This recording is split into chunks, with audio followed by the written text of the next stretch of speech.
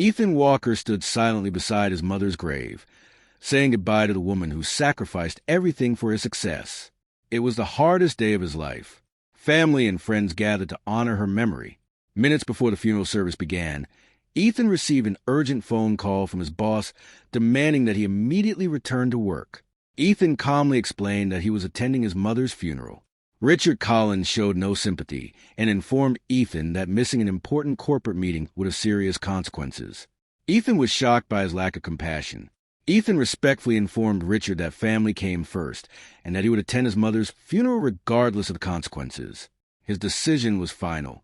Before hanging up, Richard warned Ethan that he should not bother returning to the office if he chose the funeral over work.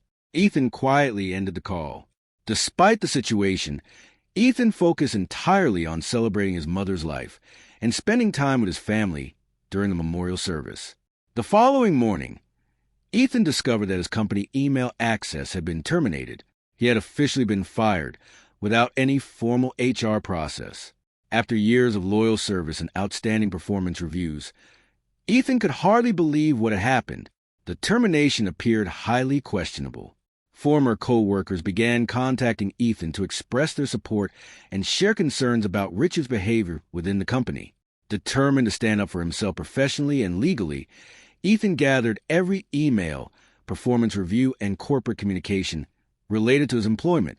Ethan immediately requested copies of his employment records and termination documents from the Human Resources Department. To his surprise, HR had never approved or even been informed about his termination. Something was seriously wrong. The HR director personally apologized after learning Ethan had been terminated while attending his mother's funeral. Company policy clearly allowed bereavement leave for immediate family members.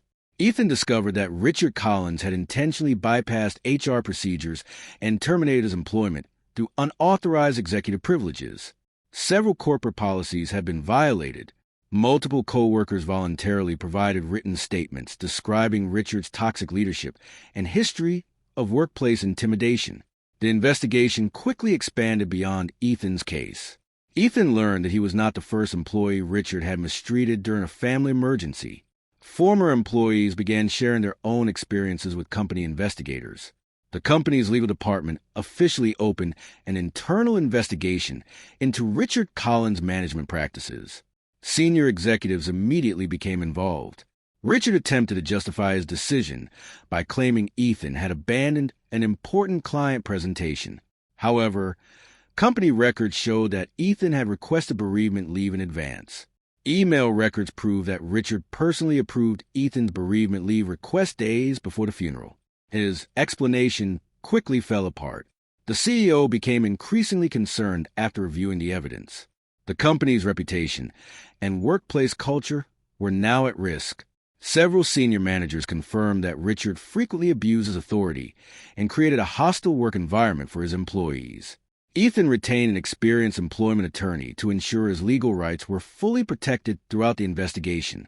The attorney believed the case was exceptionally strong.